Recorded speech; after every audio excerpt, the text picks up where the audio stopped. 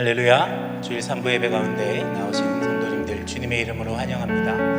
오늘도 우리를 구원하시고 우리를 넘치도록 사랑하시는 하나님의 은혜가 우리 예배 가운데 있기를 소망합니다. 우리 함께 주님 앞에 찬양하겠습니다. 힘차게 손뼉 치시면서 우리를 죄에서 구하신 주님을 높이며 나아가길 소망합니다. 우리를 죄에서 구하시려 주 예수 십자가 지셨으니 기쁘게 부르세 할렐루야. 우리 2절입니다. 우리를 주께서 구했으니 이전에 행하던 악한 일과 주하고 더러운 모든 죄를 온전히 버렸네. 할렐루야. 찬송하세 주님 나를 구하셨네. 찬송하세 주가 구원하셨네. 아멘. 우리 죄에서 구원하신 주님 찬양합니다. 나 지금 죄에서 사함받아 거룩한 백성이 되었으니 이 육신 장막을 벗을 때도 겁날 것 없고 할렐루야. 찬송하세 주님 나를 구하셨네. 찬송하세 주가 구원하셨네. 우리가 이 세상 떠날 때에 예수의 손목을 굳게 잡고 영원히 즐거운 천국에서 주와 함께 살겠네. 할렐루야. 찬송하세 주님 나를 구하셨네. 찬송하세 우리 마지막으로 한 번 더 찬송하세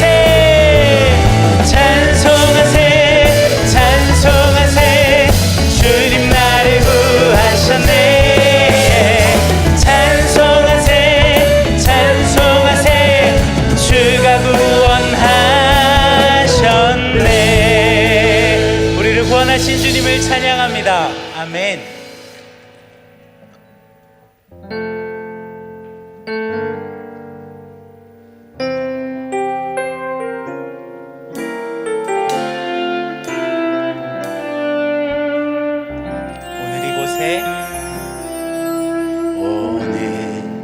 이곳에 계신 성령님 우리에게 말씀하시고 우릴 가르치소서.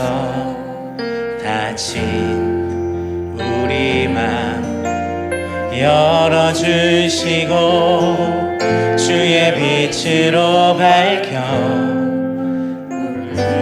우리 한 번 더 고백할까요? 오늘 이곳에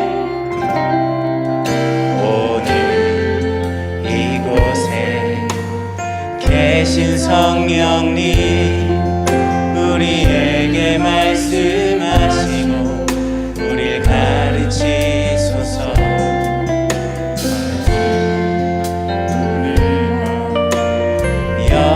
열어주시고 주의 빛으로 밝혀 우릴 인도하소서.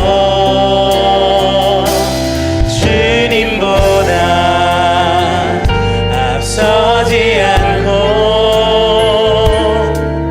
겸손하게 주님의 말씀 기다리니 주님 손에 우릴 드립니다. 사랑으로 인도. 주님보다 앞서지 않고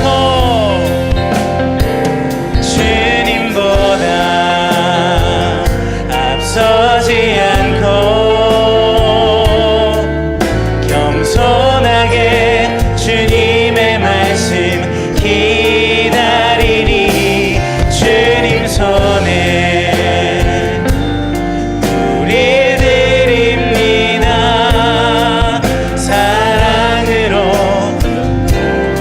창조하신 모습 잃은 우리를,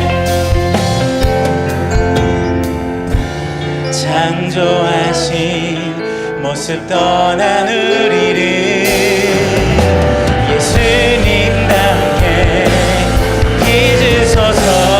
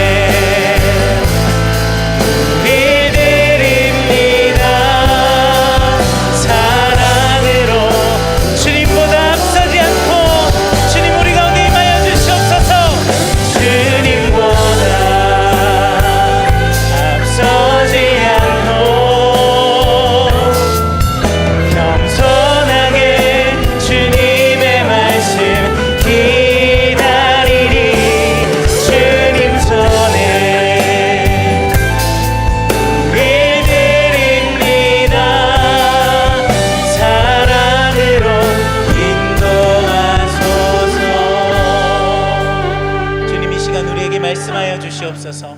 우리 함께 자리에서 일어나셔서 우리를 말씀으로 새롭게 하실 주님을 함께 찬양하길 원합니다.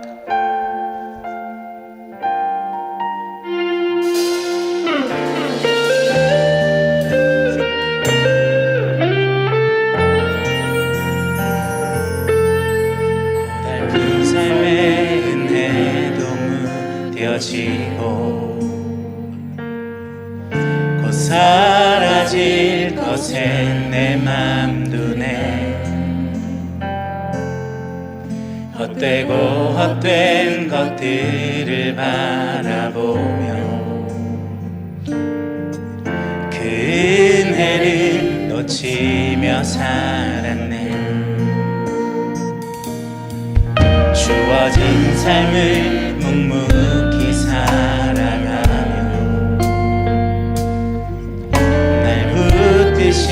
주 예수를 보내. 사망 가운데 놓여진 나의 삶을 날 건지신 그 이름 예수. 아멘. 나의 한숨을 바꾸셨네. 나의 한숨을 바꾸셨네. 노래로 소망의 노래로 나의 눈물을 거두신 주 예수 이름 안에 살게 하소서.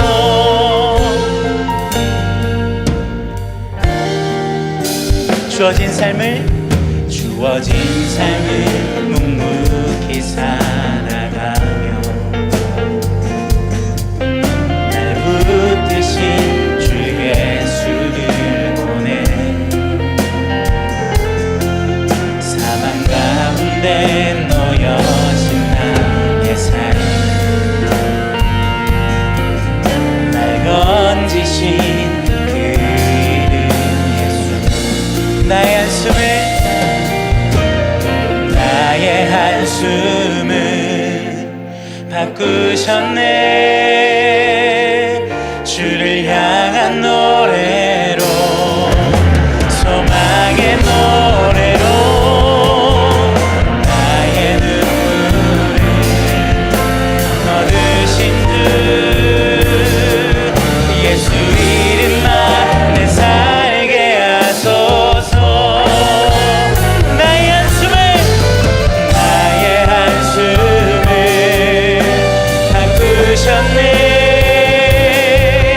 주를 향한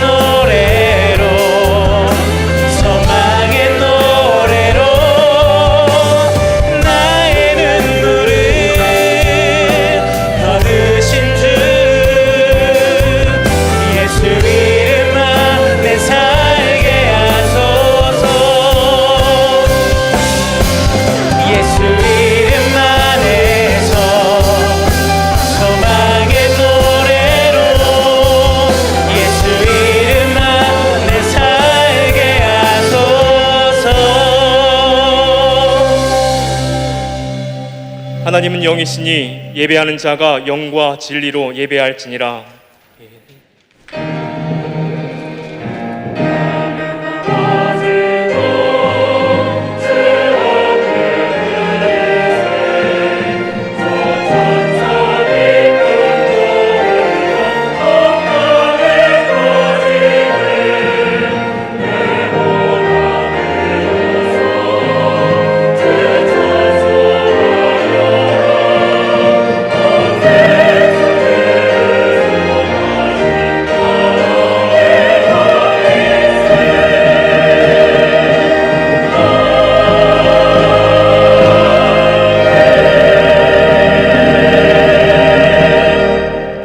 사도신경으로 우리의 신앙을 고백하겠습니다. 전능하사 천지를 만드신 하나님 아버지를 내가 믿사오며 그 외아들 우리 주 예수 그리스도를 믿사오니 이는 성령으로 잉태하사 동정녀 마리아에게 나시고 본디오 빌라도에게 고난을 받으사 십자가에 못 박혀 죽으시고 장사한 지 사흘 만에 죽은 자 가운데서 다시 살아나시며 하늘에 오르사 전능하신 하나님 편에 앉아 계시다가 저리로서 산자와 죽은 자를 심판하러 오시리라. 성령을 믿사오며 거룩한 공예와 성도가 서로 교통하는 것과 죄를 사하여 쉬는 것과 몸이 다시 사는 것과 영원히 사는 것을 믿사옵나이다. 아멘. 성수기도 가겠습니다. 교동문 17번 시편 29편입니다. 너희 권능 있는 자들아 영광과 능력을 여호와께 돌리고 돌릴지어다. 여호와께 그의 이름에 합당한 영광을 돌리며 거룩한 옷을 입고 여호와께 예배할지어다. 여호와의 소리가 물 위에 있도다. 영광의 하나님이 우레소리를 내시니 여호와는 많은 물 위에 계시도다. 여호와의 소리가 힘이 있으며 여호와의 소리가 위엄차도다. 여호와의 소리가 백향목을 꺾으시며 여호와께서 레바논 백향목을 꺾어 부수시다. 그 나무를 송아지같이 뛰게 하시며 레바논과 시련으로 들송아지같이 뛰게 하시도다. 여호와의 소리가 화염을 가르시도다. 여호와의 소리가 광야를 진동하시며 여호와께서 가데스 광야를 진동시키시도다. 여호와의 소리가 암사슴을 낙태하게 하시고 살림을 맑게 볶이시니 그의 성전에서 그의 모든 것들이 말하기를 영광이라 하도다. 여호와께서 홍수 때에 좌정하셨으며 여호와께서 영원하도록 왕으로 좌정하시도다.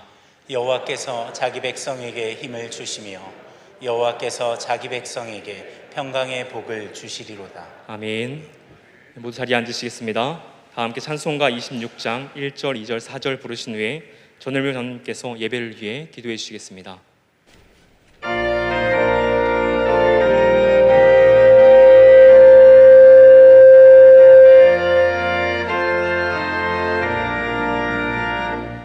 새 주를 아는 이들 찬송하고 찬송하세.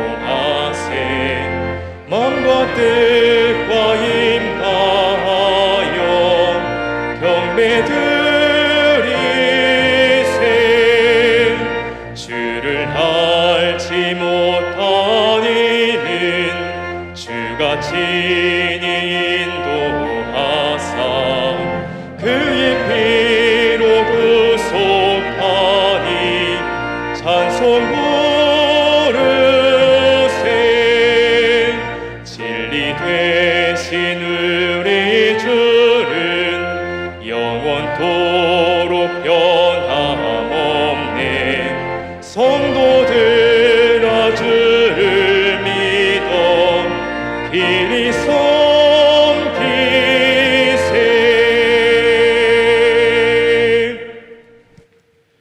하나님, 화창한 봄날을 허락하여 주시고 오늘 주님을 사랑하여 주님 앞에 나와 예배할 수 있게 하신 은혜를 진심으로 감사드리며 이 시간 저희와 함께하여 주셔서 저희들이 드리는 예배 가운데 주의 영광을 드러내며 하나님께 큰 기쁨이 되는 예배 될 수 있도록 주께서 함께하여 주시옵소서.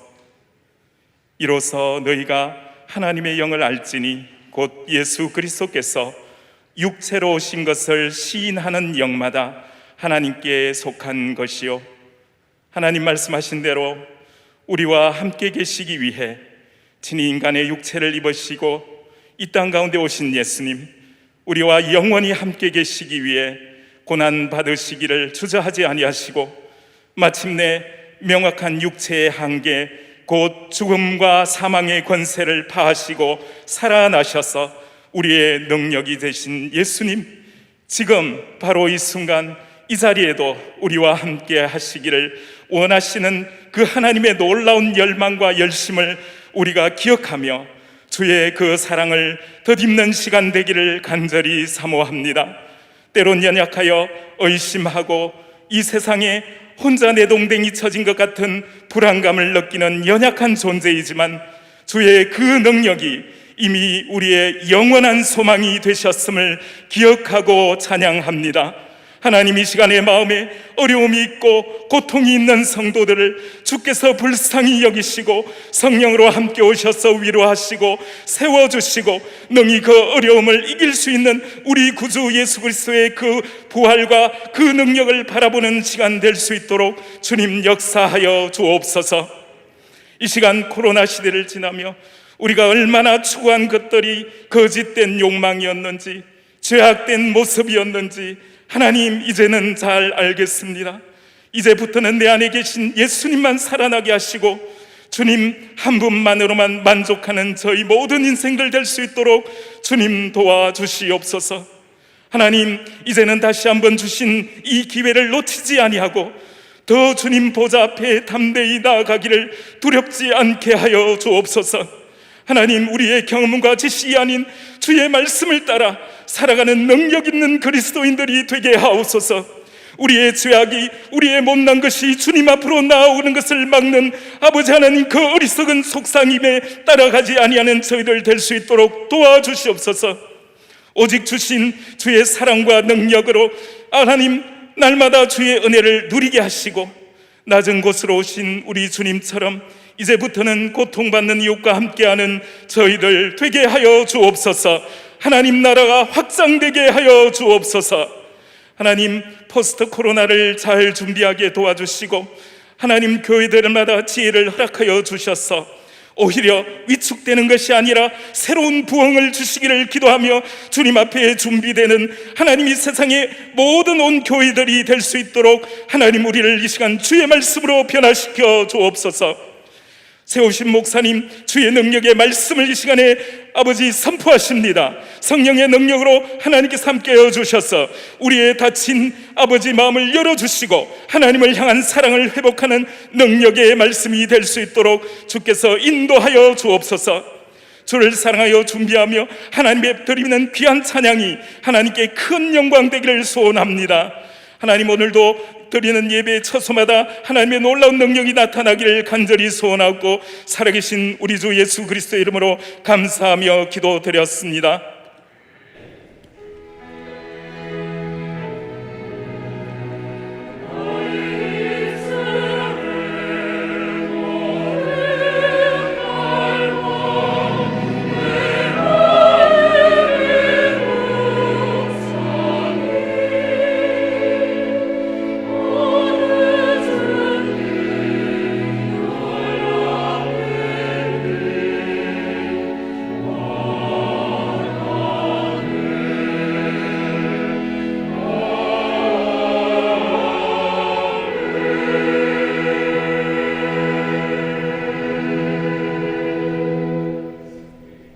교회 소식 전해드리겠습니다. 주보 이면을 참고해 주시기 바랍니다.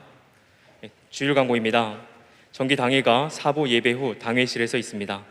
내일 플러스 강좌 신청을 받고 있습니다. 주보 사면을 참고해 주셔서 신청 바랍니다. 내일 교회 주차 에티켓 안내가 주보 5면에 있습니다. 참고해 주시고 잘 함께 지켜주시기 바랍니다. 그리고 주일 2부와 3부 주차 봉사자를 모집합니다. 귀한 섬김에 함께 동참해 주시면 감사하겠습니다. 대구교회 주일학교 연합회 성경대회에서 내일 교회가 종합 우승했습니다. 함께 축복해 주시면 감사하겠습니다. 주중 광고입니다. 4월 내일 365 기도회가 이번 주 목요일에 있습니다. 내일 기도학교 5번째 시간이 30일 토요일 줌으로 진행됩니다. 예우 광고입니다. 학습 세례식이 5월 1일 주일 2부와 3부 예배 시에 진행됩니다. 교우 소식입니다. 장례를 당한 가정이 있습니다. 성도님들의 많은 위로 부탁드리며, 결혼하는 가정이 있습니다. 성도님들의 많은 축복, 축하 부탁드립니다. 담임 목사님 동정입니다. 29일 금요일 기아대책 서울본부 채플에서 말씀을 전하십니다. 함께 기도로 동역해 주시면 감사하겠습니다. 그리고 극동방송 오 해피데이 방송이 이번 주부터 목요일에서 수요일로 변경됩니다. 참고해 주십시오. 나눔의 장입니다. 청년 2부에서 우크라이나와 강원 산불 후원금으로 150만 원을 전달했습니다. 이상 자세한 광고 내용은 주보를 참고해 주시면 감사하겠습니다. 오늘 하나님께 주시는 말씀 함께 보겠습니다. 시편 24편 1절에서 10절까지의 말씀입니다. 구약성경 818면입니다. 제가 1절부터 6절까지 봉독하도록 하겠습니다. 땅과 거기에 충만한 것과 세계와 그 가운데에 사는 자들은 다 여호와의 것이로다.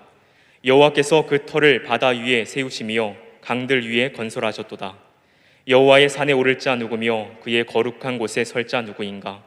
그의 손이 깨끗하여 마음이 청결하여 뜻을 허탄한 데 두지 아니하며 거짓 맹세하지 아니하는다로다. 그는 여호와께 복을 받고 구원의 하나님께 의를 얻으리니 이는 여호와를 찾는 족속이요 야곱의 하나님의 얼굴을 구하는 자로다. 아멘.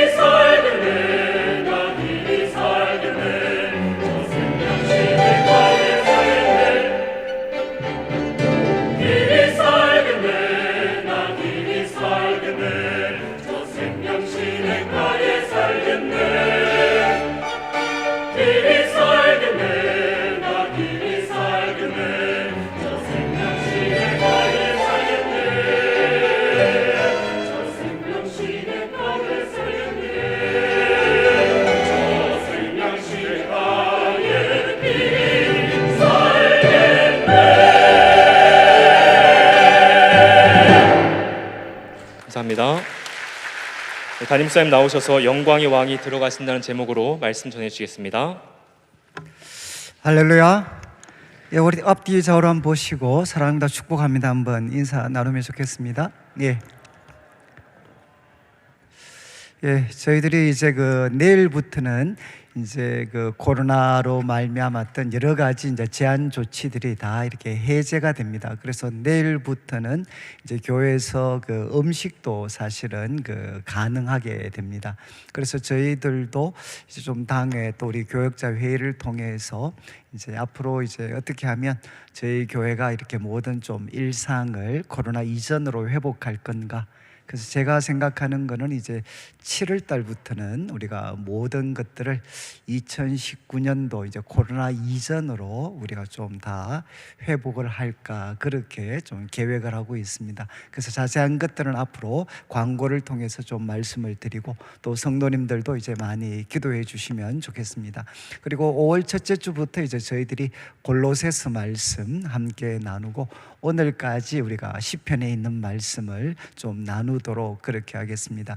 이 시편 이제 24편은 이제 정확하게 다윗이 언제 그리고 어떤 상황에서 기록했는지 이제 알 수는 없습니다. 기록이 없기 때문에. 그러나 이 시편 24편을 이렇게 연구하시고 또 공부하신 학자들은 거의 대다수가 이 시편 24편은 이제 다윗 개인의 삶에서도 그렇고 이스라엘 역사의 한 중요한 사건과 아마 밀접하게 연관되어 있다라고 대부분 생각을 합니다. 이제 그 사건이 뭔가 하면 사무엘하 6장 사무엘하 이제 6장에 나오는 사건인데 내용은 뭔가 하면 다윗이 이제 통일 이스라엘의 왕이 되었습니다. 처음에는 유다 지파의 왕이 되었다가 이제 사울 그리고 그의 아들 이스보셋이 죽고 나서 이제 다윗은 통일 이스라엘의 왕이 됩니다. 그가 통일 이스라엘의 왕이 되고 나서 사무엘하 5장을 보면 기록하고 있는 참 큰 일이 뭔가 하면 이제 여부스 족속의 소나기에 있었던 이 예루살렘을 빼앗는 것입니다. 예루살렘을 정복해서 이스라엘의 새로운 수도로 이제 이 예루살렘을 정하게 됩니다.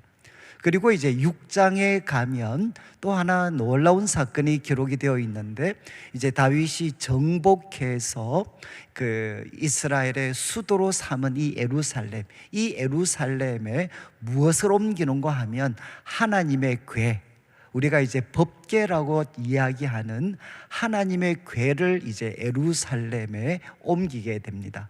정말 이것은 이스라엘 역사에 있어서는 정말 중요한 사건입니다. 왜냐하면 이제 이때부터 예루살렘은 이스라엘의 수도를 넘어서서 하나님이 거하시는 성, 하나님의 도성, 그리고 하나님 백성의 이제 중심지로 이제 예루살렘이 등장을 하게 됩니다.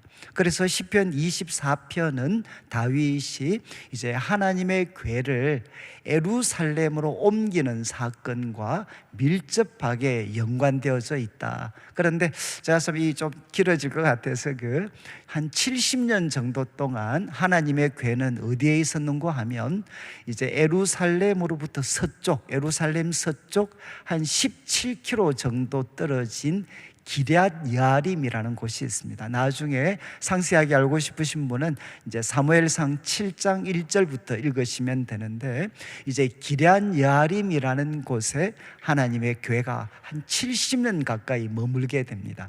특별히 사울 왕 당시에는 이제 하나님의 궤는 무관심 속에 거의 방치되다시피 합니다.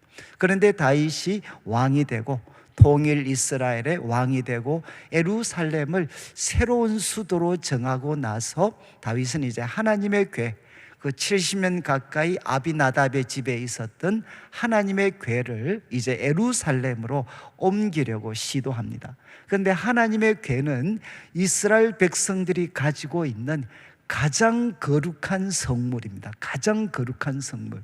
아시겠지만 이 하나님의 궤 지성소에 있는 것이죠. 하나님의 궤에는 이제 두 돌판, 언약의 두 돌판, 그리고 광야에서 먹었던 만나, 그리고 아론의 대제사장직을 확인하는 아론의 상난 지팡이가 이 하나님의 궤 안에 있습니다. 그런데 이 하나님의 궤는 그냥 이렇게 정리하시면 됩니다. 한마디로 하면 하나님의 궤는 무엇이냐?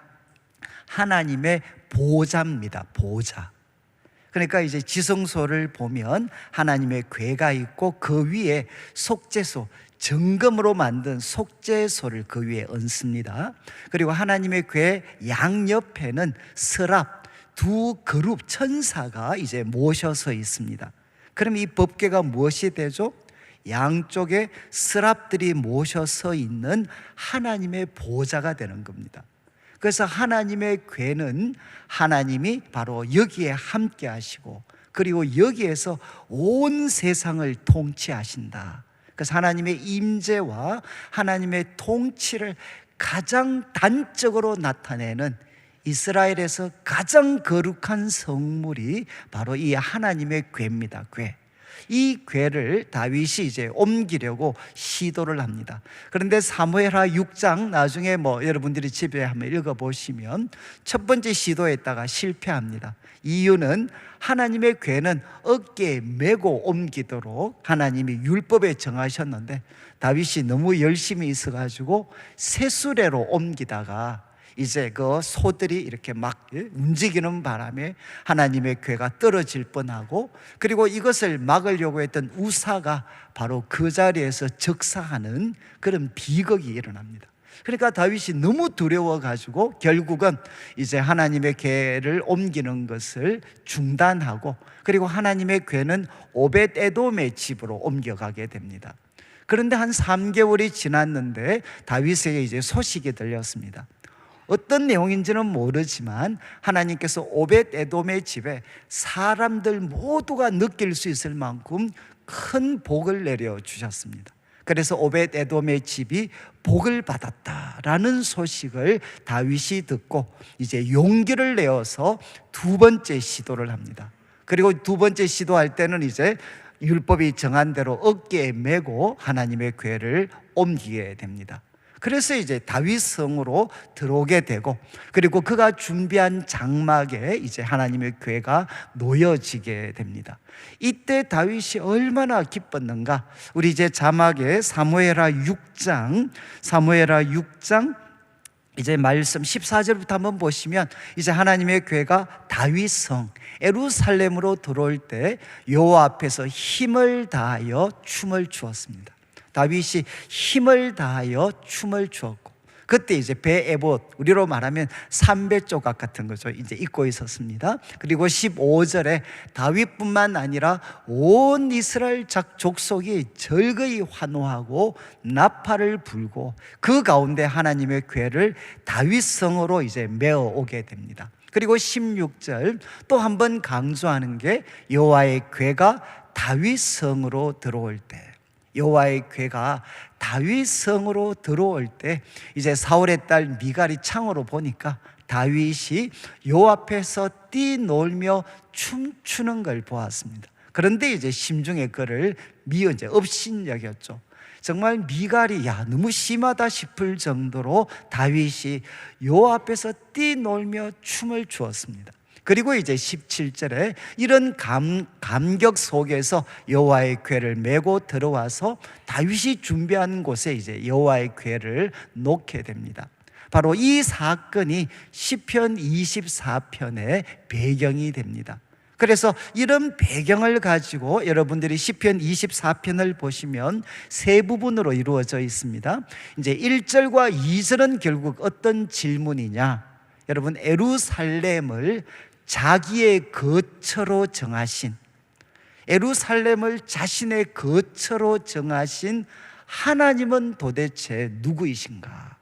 도대체 하나님은 누구이신가? 라는 것에 대해서 다윗이 1절과 2절에서 선언을 합니다. 그리고 이제 3절부터 6절까지는 여러분 이 크고 위대하신 하나님 앞에 예배 드리기에 합당한 사람은 누구인가?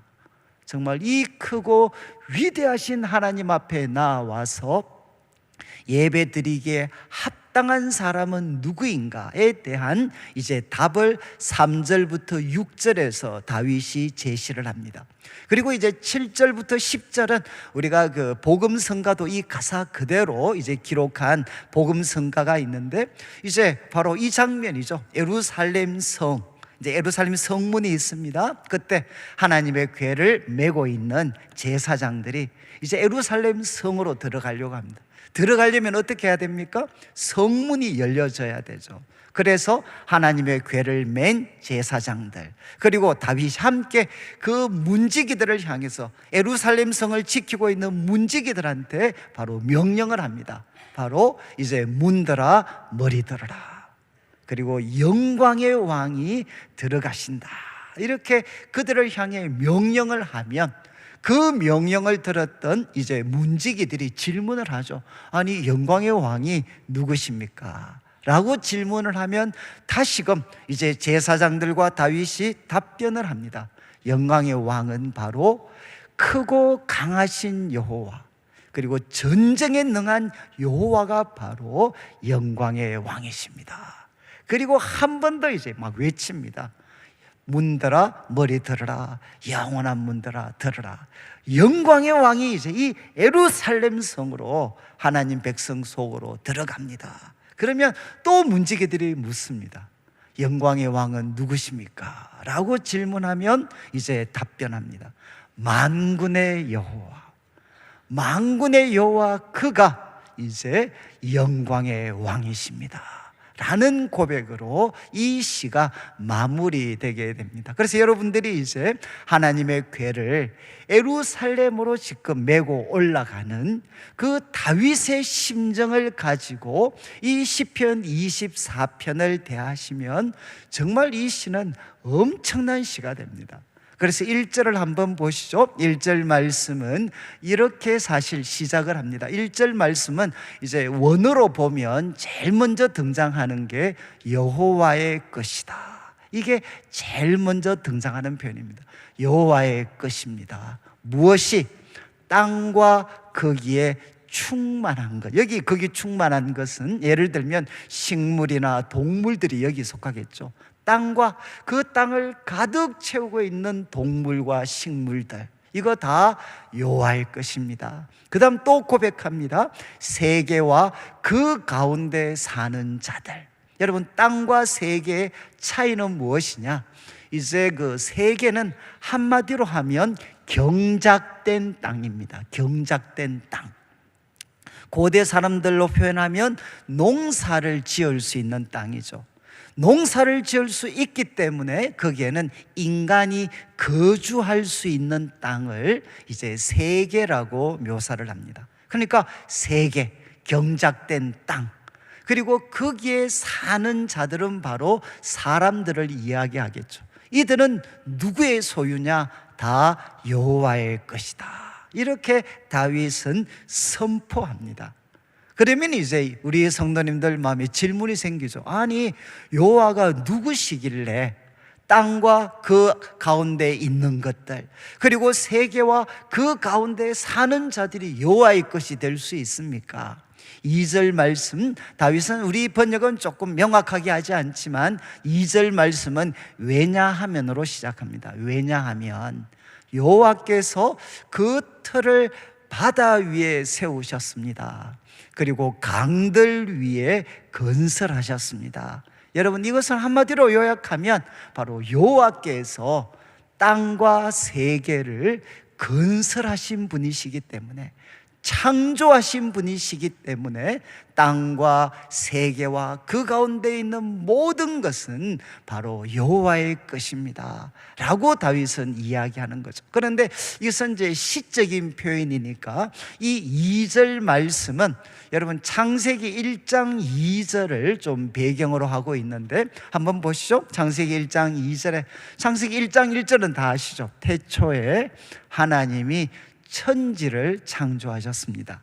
자, 그런데 하나님이 하늘과 땅을 만드셨는데 원시 우주죠. 원시 우주. 원시 우주의 모습은 2절에 세 가지로 묘사를 합니다. 첫 번째는 땅이 혼돈하고, 그리고 두 번째는 공허하고, 세 번째는 흑암. 흑암이 깊음 위에 있었다. 이제 원시 우주의 상태를 세 가지로 묘사를 했습니다. 혼돈하다, 공허하다, 그리고 흑암, 어두움이 지배하고 있었다. 그런데 새로운 가능성, 이제 창조의 가능성은 어디에 나타나느냐? 그러나 하나님의 영은 수면 위에 운행하시니라. 여러분, 이 수면은 바로 기품입니다. 그 수면을 누가? 하나님의 영이 운행하시는데, 이 원어적인 뜻은 뭔가 하면 마치 닭이 달걀을 품고 있는 것처럼, 어미 닭이 그 알을 품고 있는 것처럼 하나님의 영이 수면을 품고 계셨습니다. 이제 1장 3절부터 여러분 나중에 창조가 펼쳐지는데, 첫 번째 무엇이죠?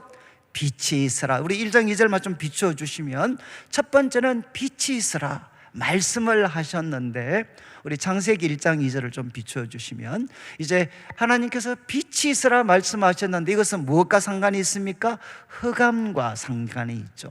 하나님은 어둠을 바로 이기시고 빛을 창조하셨습니다. 그리고 여기에 혼돈이라는 것은 뭔가 하면 질서가 없는 것입니다. disorder, 질서가 없는 것입니다. 그런데 하나님께서 그 다음 하신 일이 무엇이죠? 둘째 날 하늘, 오늘날로 말하면 대기권입니다.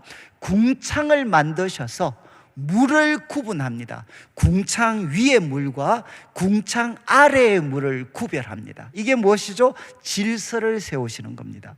질서를 통해 비가 오게 하는 궁창 위의 물과 땅에서 솟아나는 궁창 아래의 물을 구분을 하십니다. 그리고 셋째 날 하나님이 무엇을 하시느냐? 이제 궁창 아래에 물이 있는 땅이죠. 이 땅을 어떻게 하느냐? 물을 한 곳에 모여지도록 합니다.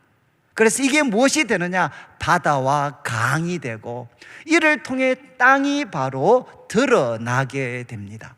여러분, 하나님께서 첫 번째 빛을 창조하시고 두 번째는 무엇을 하셨나? 질서를 창조하셨습니다. 이렇게 질서를 창조하신 다음에 그 다음 무엇 하시느냐? 채우시는 일을 한 거죠.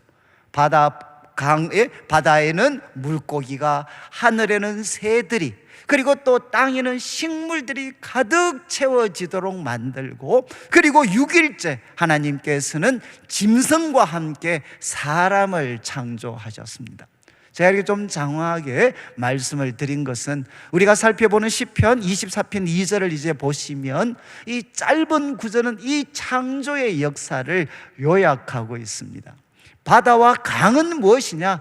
원시 우주의 혼돈을 대표하는 거죠. 혼돈을 대표하는 그 바다와 강 위에 창조주 하나님, 지혜로운 건축자가 되시는 하나님께서 질서를 창조하시고 거기에 바로 땅과 세계를 창조하셨기 때문에, 여러분, 땅과 그리고 또 세계 그 하는 모든 것들은 누구의 것이냐? 창조주 하나님의 것이다. 그래서 1절과 2절을 통해 다윗은 이제 예루살렘으로 하나님의 궤를 메고 올라가면서 선언하는 거죠. 하나님은 누구신가? 바로 만물의 주인이 되시는 분이시고, 그분은 누구신가? 창조주가 되시는 분이십니다. 이렇게 그는 선언합니다. 그리고 3절을 보시면 이제 두 번째 주제죠. 3절에 질문합니다. 여호와의 산에 오를 자가 누구며 그의 거룩한 곳에 설 자가 누구인가? 여기 여호와의 산은 이제 1차적으로는 바로 예루살렘입니다. 그리고 세월이 지나면서 이 여호와의 산은 성전이 있는 시온산으로 바뀌어지게 돼. 근데 여기서는 이제 예루살렘이죠. 여호와의 산에 오를 자가 누구냐? 그분이 거하시는 거룩한 곳에 설 자가 누구인가? 여기 오르다, 서다라는 말은 예배와 관련된 행위를 나타내는 일종의 전문 용어입니다. 전문 용어. 구약에서 바로 예루살렘에 오르는 것은 무엇입니까? 예배를 드리기 위해서 올라가는 거죠. 그리고 예루살렘에 올라갔으면 하나님 앞에 섭니다. 그분을 높이고 경배하기 위해서. 그래서 3절 말씀을 단순하게 표현하면 바로 예루살렘에 계시는 만물의 주인이 되시고 창조주가 되시는 하나님, 그분 앞에 예배 드리기에 합당한 사람은 누구인가? 누가 도대체 예배 드리기에 합당한 사람인가? 라고 질문을 던집니다. 아마 여러분들도 이제 예배 오늘 자리에 오셨을 텐데 이런 질문 가지실만 하죠. 바로 만물의 주인이 되시고 창조주가 되시는 하나님 앞에 과연 나라는 사람이 예배 드리기에 합당한 자인가? 이 질문은 가질 수밖에 없죠. 이제 4절부터 답을 합니다. 4절 이렇게 이야기합니다. 예배드리기에 합당한 사람은 첫 번째, 손이 깨끗한 사람입니다. 그리고 두 번째는 마음이 깨끗한 사람. 마음이 깨끗해서 이어지는 표현, 뜻을 허탄한 데 두지 않는 사람이다. 근데 이 번역이 조금 이제 아쉬운 것은 여기 뜻이라는 히브리 원어는 네페시입니다. 네페시. 그래서 대부분 영어 번역은 soul로 번역을 해요. soul. 그러니까 우리 영혼, 존재의 중심인 우리의 영혼, 때로는 생명의 뜻을 가지기도 합니다. 여러분, 우리 존재의 중심인 영혼이 바로 허탄한데, 이것은 헛되고 무가치한 것, 우리가 선지서에서는 우상을 나타내는 표현입니다. 뜻, 바로 그 영혼을 여러분 헛되고 무가치한 우상에 두지 않는다. 이 두지 않는다는 것도 바로 여러분 이제 올리는 리프트. 바로 우리 마음을 헛되고 무가치한 것에 들어 올리지 않는 사람, 그 마음이 청결한 사람이 바로 예배에 합당한 사람이다. 여러분, 마음이 청결해서 여러분의 영혼을 헛되고 무가치한 것에 여러분의 영혼을 들어 올리지 않고 여러분의 영혼을 하나님께만 들어 올리는 사람, 이 마음이 청결한 사람이 예배에 합당한 자다.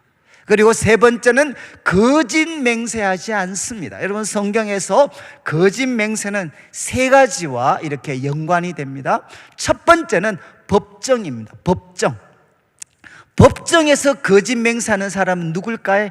위정하는 사람입니다. 위정. 여러분, 지금도 우리가 법정에 가면 선서를 하잖아요. 그것처럼 우리 하나님의 백성들이 법정에서 진실을 말하기로 선언했는데도 위정하는 사람이 누구냐? 거짓 맹세하는 사람이죠. 그리고 두 번째는 상거래입니다. 상거래. 제가 극단적으로 표현하면 하나님의 이름으로 사기치지 않는 사람.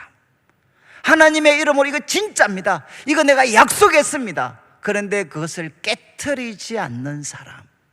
그리고 세 번째는 무엇이냐? 하나님과의 관계에서 서원하고 지키지 않는 것입니다. 이게 뭔가 하면 바로 거짓 맹세하는 거죠. 거짓 맹세. 거짓 맹세는 여러분 이제 정말 하나님의 이름으로 사기치고 법정에서 위정하고 그리고 나아가서 하나님 앞에 서원하고도 지키지 않는, 이것을 하지 않는 사람이다. 우리가 이제 정리를 하면 하나님 앞에 예배드리기에 합당한 사람은 세 가지가 깨끗한 사람입니다. 손은 무엇이죠? 몸으로 하는 모든 행동입니다. 몸으로 하는, 손으로 하는 행동이 깨끗하고, 두 번째는 마음이 깨끗해서 그 영혼을 헛된 우상에다가 들어 올리지 않는 사람.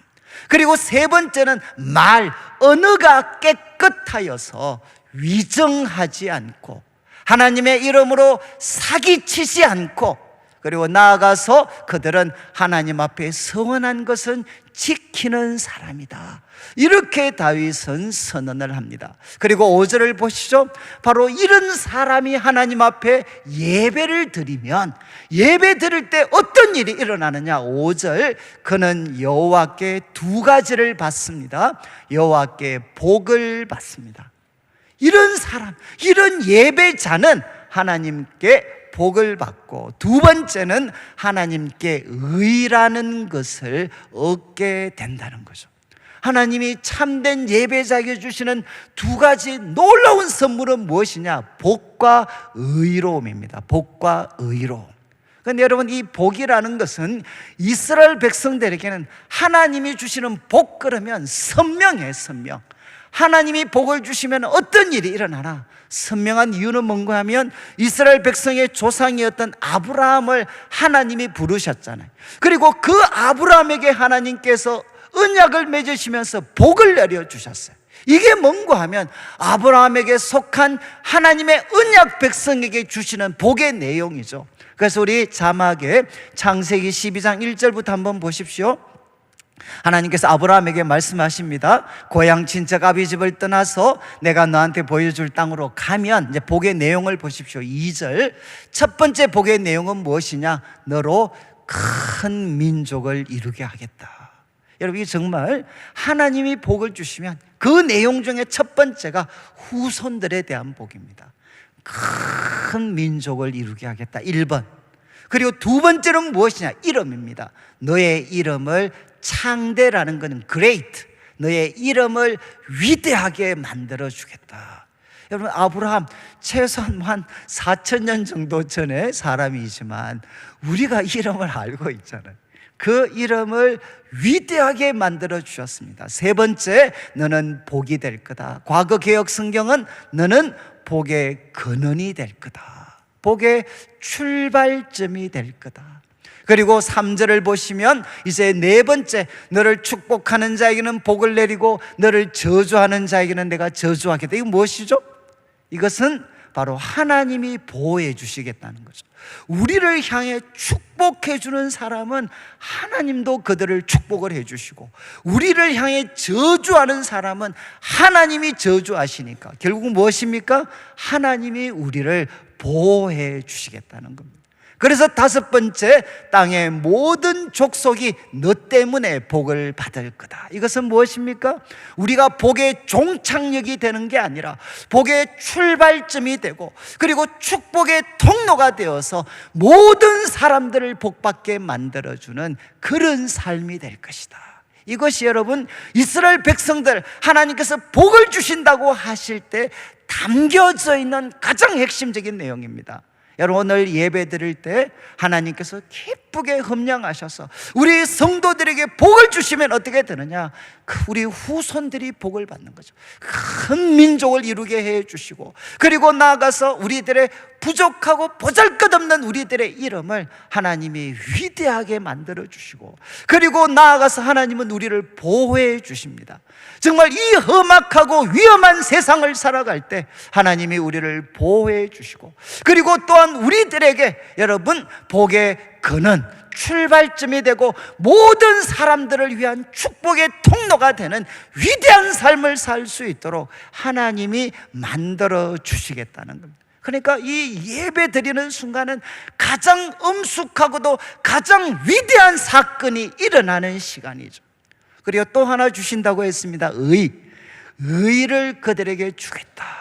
여러분, 성경에서 의로움이라는 말은 여러 번 말씀드렸는데 관계적인 올바름입니다. 관계적인 올바름. 그러니까 도덕적이고 윤리적인 것이 핵심이 아니라 관계적입니다. 관계적인 의로움. 그래서 가장 대표적인 예가 창세기 15장 6절 한번 보시죠. 창세기 15장 6절, 아브라함이 하나님을 믿습니다. 무엇을 믿죠? 아직 자식이 없다고 하나님 앞에 투틀하는데 하나님께서 밖에 데리고 나셔서 하늘의 별을 보여주시면서 너의 후손이 이와 같이 많을 거다. 그럴 때 아브라함이 얼떨결에 믿어버립니다. 아브라함이 그걸 믿었을 때 하나님이 이를 그의 의로 여기셨다. 이게 무엇이죠? 의로 여기셨다. 관계적인 올바름. 하나님이 우리를 인정해 주신 겁니다. 야, 너 정말 의로운 자다. 하나님이 인정해 주시는 사람이 되는 거죠. 여러분, 아마 사람이 누릴 수 있는 최고의 기쁨, 감격 중에 하나가 무엇이겠습니까? 하나님께 인정받는 사람이 되는 겁니다. 여러분, 우리 성도님들도, 우리 남자분들도 여자분들도 언제가 제일 기쁘죠? 사람들이 인정해 줄 때, 인정해 줄 때가 제일 기쁩니다. 저도 가끔 이제 설교하고 제가 봐도 오늘 설교가 좀 괜찮았던 것 같아요. 그럼 집에 가면서 집 사람한테 야, 오늘 설교가 어땠냐? 제가 계속 물어요. 언제까지 제가 계속 묻겠습니까? 오늘 설교는 괜찮았던 것 같아요. 이 말이 나올 때까지 계속 질문하는데 그 대답은 안 해주고 또 고함을 질렀느니 막 이야기하면 또 대판 싸우는 거죠, 이제. 여러분, 이제 우리들은 인정받고 싶은 갈망이 있어요. 모든 사람들이. 여러분, 사람들에게 인정을 받아도 정말 우리가 기쁨이 있는데, 하나님께 인정을 받는다, 그거는 사람이 누릴 수 있는 최고의 기쁨입니다. 여러분, 예배 시간이 누릴 수 있는 가장 큰 은혜와 선물이 무엇이냐? 전능하신 하나님께서 여러분을 보시고 너 참 의로운 자다, 나는 너를 너무너무 기뻐한다, 이 인정을 받을 때 바로 최고의 기쁨이죠. 그런데 성경에서 이 의로움이라는 것은 특별히 하나님의 신실한 백성들이 고통 속에 있을 때는, 여러분, 이 의로움은 무엇이 되겠습니까? 시편과 그리고 선지서를 보면 이 의로움이라는 것은 무엇과 같은 뜻이 되느냐? 구원과 같은 뜻이 됩니다. 여러분, 하나님의 백성들, 신실한 백성들이 고통 가운데 있어요. 그 고통 가운데 있는 자기 백성들에게 하나님이 관계적인 올바름을 나타내 주시면 무엇이 되겠습니까? 그들에게는 구원의 역사가 펼쳐지게 되는 거죠. 지금 다윗은 이야기합니다. 하나님 앞에 참된 예배를 드리는 사람에게 하나님은 바로 이 세 가지 선물을 주시는 거죠. 복을 주십니다. 그리고 두 번째는 인정해 주십니다. 너 참 귀한 자다, 내가 너를 정말 기뻐한다, 인정해 주시고, 그들이 공경 가운데 있을 때는 하나님은 구원의 은혜를 베풀어 주십니다. 이렇게 다윗은 고백하고 6절을 한번 보시죠. 6절에서 이렇게 이야기합니다. 이는 바로 이 사람들, 하나님께 복을 받고 의롭다고 인정을 받는 이 사람들이 누구냐? 여호와를 찾는 족속이다. 야곱의 하나님의 얼굴을 구하는 사람이다. 여러분, 이 6절은 4절과 동전의 양면입니다. 여러분, 4절에 나타나 있는 말과 행위와 마음이 깨끗한 사람, 그 사람은 도덕적이고 윤리적인 사람이 아니라 동전을 뒤집어 보니까 그들은 누구냐? 여호와를 찾는 사람입니다. 그리고 야곱의 하나님의 얼굴을 구하는 사람들, 그들만이 어떻게 살 수 있느냐? 말과 행위와 마음을 깨끗하게 할 수 있죠. 그런데 여러분, 여기에 찾는다라는 표현은 아마 여러분들이 좀 정리를 하시면 좋은데, 이제 찾는다는 것은 하나님께 질문을 하는 겁니다. 그리고 하나님과 의논을 해서 하나님의 뜻을 내 것으로 삼는 것, 이게 뭔가 하면 하나님을 찾는 것입니다. 여러분들도 왜 참 어렵고 힘든 문제가 있으면 참 이렇게 훌륭하신 분 찾아가시잖아요.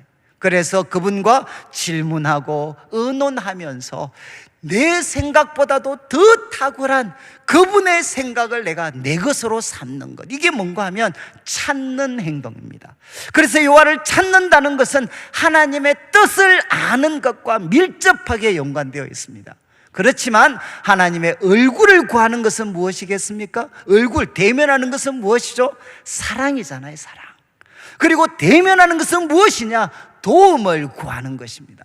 하나님의 사랑을 구하고 하나님의 도우심을 구하는 자들이 바로 이렇게 살아가고 이런 복을 누리면서 살아간다, 이렇게 다윗은 선언하게 됩니다.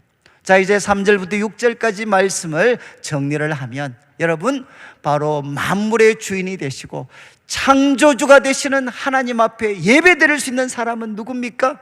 그들은 말과 행위와 마음이 깨끗하고, 그 이유는 하나님을 찾는 자기 때문에, 그리고 하나님의 얼굴을 구하는 사람들이기 때문에, 이런 사람들이 예배 드릴 때 하나님께서는 그들에게 복을 주시고 관계적인 올바름 하나님이 인정해 주시고, 그리고 우리가 공경 가운데 있을 때는 하나님은 우리에게 구원의 은혜를 베풀어 주십니다. 자, 이제 7절부터 보시죠. 이미 설명을 드렸지만 이제 예루살렘, 이제 성문에 도착을 했습니다. 하나님의 궤를 맨 제사장, 그리고 다윗도 이제 예루살렘으로 들어가는 성문에 도착을 했습니다. 그리고 그 성문을 지키고 있는 사람들을 향해 도전하는 거죠. 문들아 너희 머리를 들으라.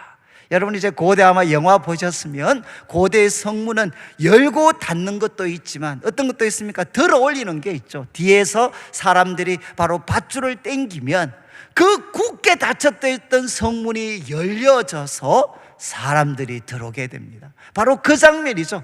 지금 그 하나님의 궤를 맨 제사장들, 그리고 다윗이 외칩니다. 바로 문들아 머리 들어라.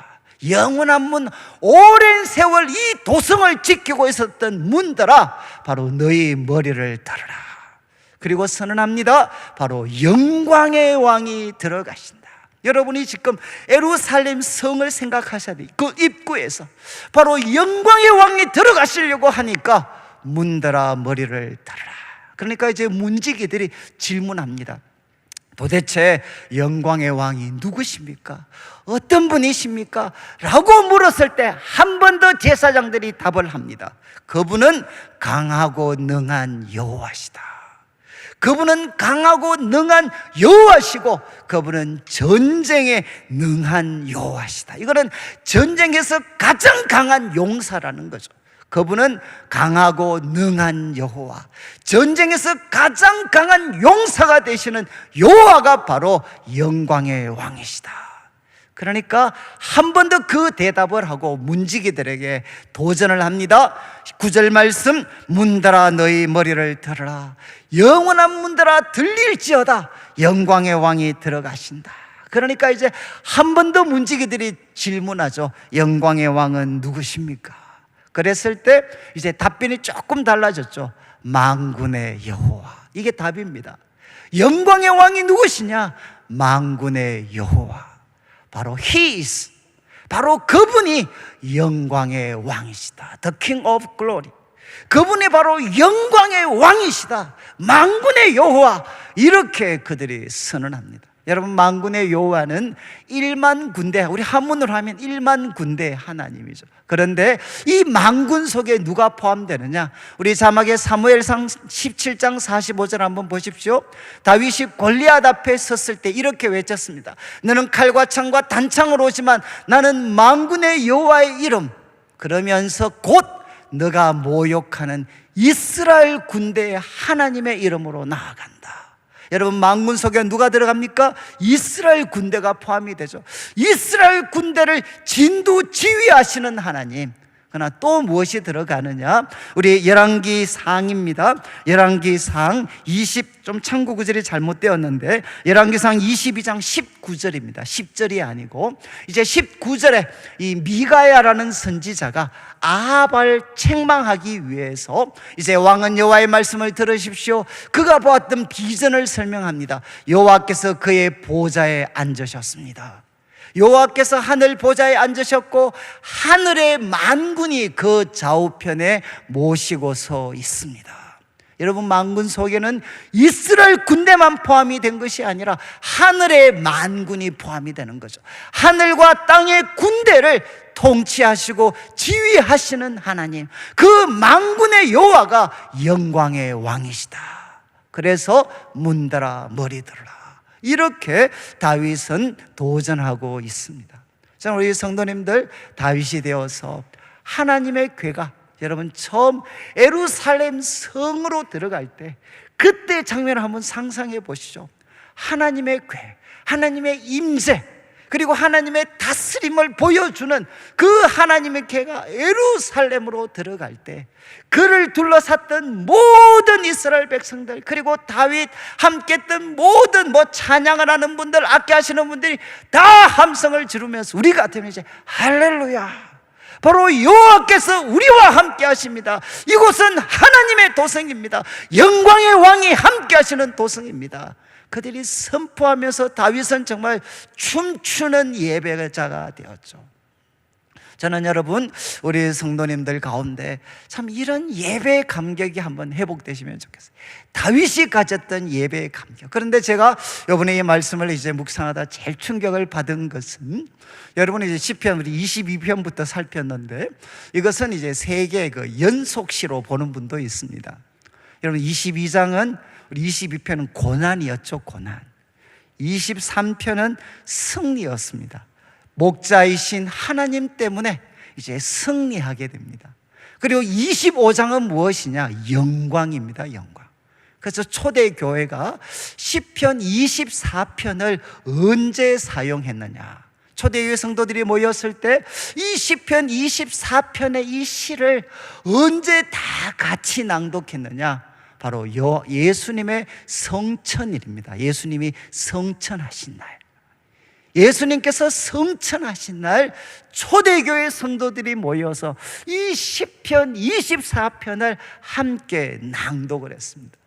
저는 참 이거를 보고 전율이 느껴졌어요. 전율.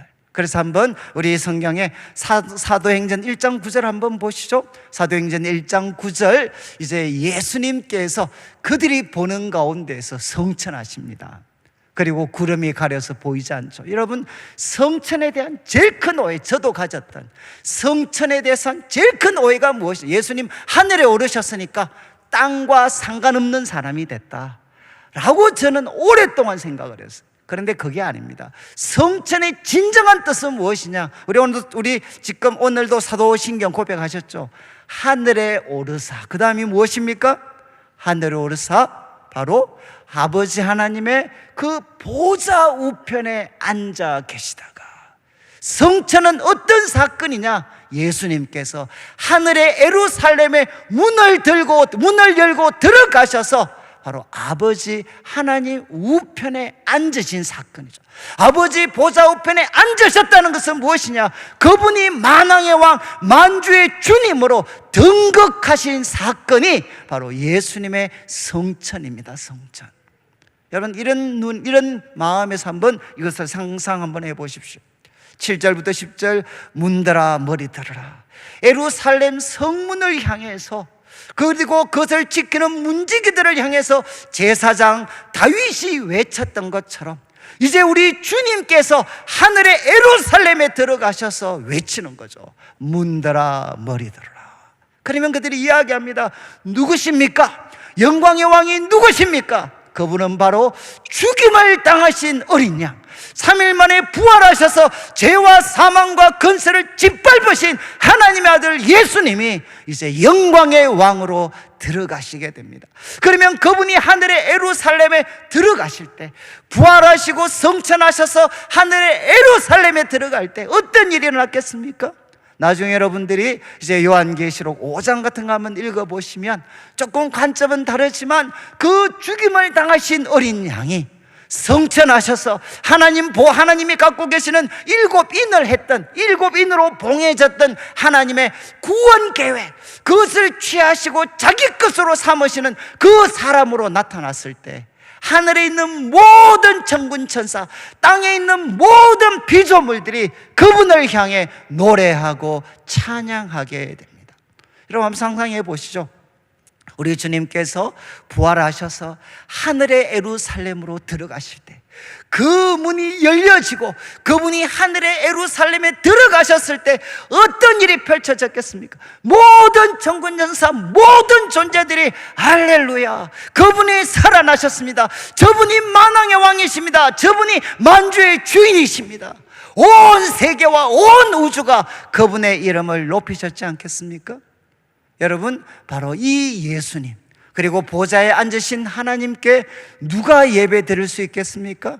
어떤 사람, 이제는 말과 그리고 마음과 행동이 깨끗한 그것을 넘어서서 이제 히브리서 10장 말씀을 한번 보시죠. 마지막 히브리서 10장 말씀을 저희들이 한번 보면 10장 19절 20절 이렇게 이야기합니다. 그러므로 형제들아, 우리가 예수의 피를 힘입어 성소에 들어갈 담력을 얻다. 이는 문맥상 여기 성소는 땅의 성소가 아니라 하늘의 지성소입니다. 하늘의 지성소. 여러분, 바로 만왕의 왕 만주의 주님이 거하시는 그 하늘의 지극히 거룩한 성소에 누가 들어갈 수 있습니까? 예수의 피를 힘입은 자들이 들어갈 수가 있습니다. 예수의 피를 힘입은 자들만이 바로 하늘의 지극히 거룩한 성소에 들어가서 그분 앞에 마음을 쏟아붓는, 정말 하나님을 기쁘시게 하는 예배를 드릴 수가 있다는 겁니다. 오늘 말씀을 마무리하면서 저는 이제 두 가지, 첫 번째는 이제 이 말씀을 보면서 이제는 우리가 예배에 대한 감격을 새롭게 이제 회복해야 된다. 여러분, 뭐 이런 말씀이 있잖아요. 예배의 승리자가 인생의 승리자다. 이건 아마 오늘 시편 24편이 생생하게 보여줍니다. 여러분, 바로 만물의 주인이 되시고 창조주가 되시고 그뿐만 아니라 우리 죄를 위해서 죽으시고 3일 만에 부활하셔서 죄와 사망과 사단의 권세를 짓밟으시고 승리하신 그 예수님 앞에 우리가 마음을 쏟아붓는 예배를 드릴 때 하나님께서는 그 예배를 너무나도 기뻐하시고 우리 성도들에게 바로 복을 주시고 그리고 의를 선물로 허락하십니다. 저는 다시 한번 우리 성도들이 하나님 앞에 마음을 쏟아붓는 참된 예배자가 되어서 하나님이 주시는 복과 의와 구원의 은혜를 풍성하게 누리기를 원합니다. 여러분, 그러려면 이제 문들아 머리 들어라, 이거는 우리 청년들이 수련회 때마다 정말 완전 혼수 상태에 빠질 때까지 우리 불렀던 찬양입니다. 문들아 머리 들어라, 문들아 머리 들어라. 여러분 자신을 향해서 한번 외쳐보시죠. 문들아 머리 들어라. 지금 우리들의 중심, 우리들의 삶의 중심에 누가 계십니까? 우리 교회의 중심에 누가 계십니까?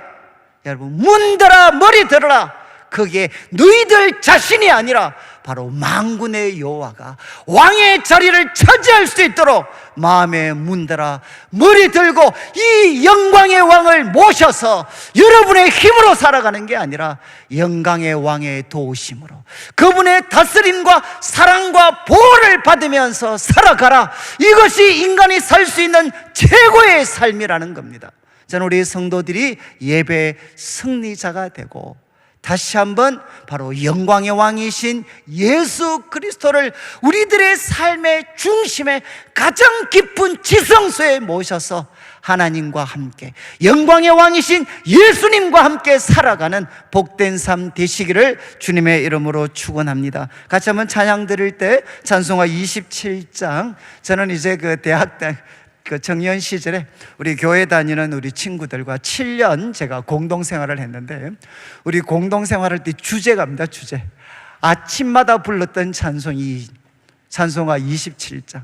정말 흐름한 자취방이었지만 빛나고 높은 보좌와 그 위에 앉으신 주 예수 얼굴 영광이 해같이 빛나네. 그러면 그 서글펐던 자취방이 빛나고 높은 보좌에 계신 주님을 만날 수 있는 곳으로 바뀌게 되는, 그리고 3절에 영죽을 나를 살리려 어떻게 하셨습니까? 바로 그분이 참 우리들의 죄를 대신 지시고 십자가에 피 흘려 죽으셨고, 저는 이 4절 나 이제 생명이 있으면 뭐라고 했습니까? 주님의 은혜요. 그리고 이 5절에 참 이 5절 하면 정말 비장해지죠.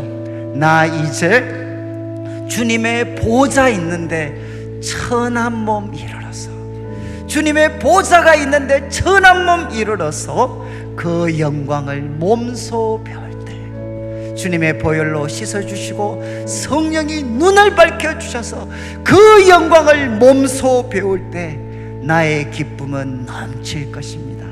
우리 같이 한번 찬양 드리겠습니다.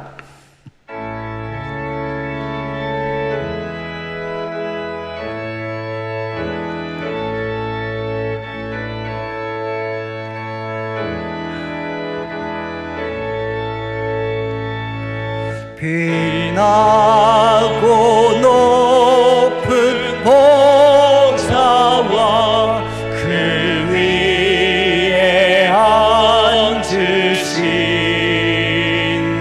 주 예수 얼굴 영광이 해같이 빛나네.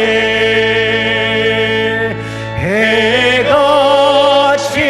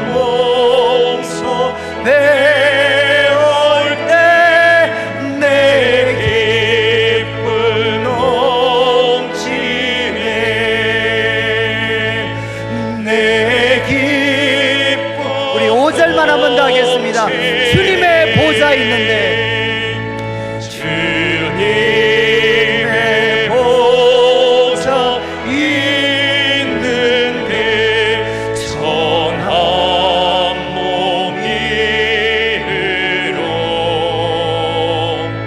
그 영광 몸소 배울 때 내게 넘치네.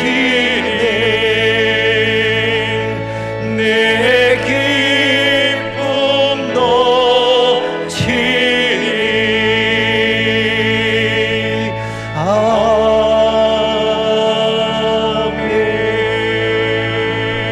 예, 우리 자리에 일어나시고 제가 헌금을 위해서 기도드리고 축도로 예배를 마무리하겠습니다.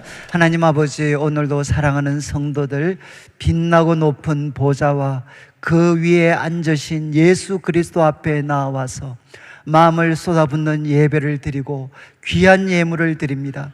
이 물질 속에 담겨져 있는 우리 성도들의 눈물과 기도와 땀, 믿음과 사랑의 고백을 연락하여 주시고, 먼저 주의 나라와 의를 구하는 주의 백성들에게 약속하신 대로 모든 것을 더하여 주시옵소서.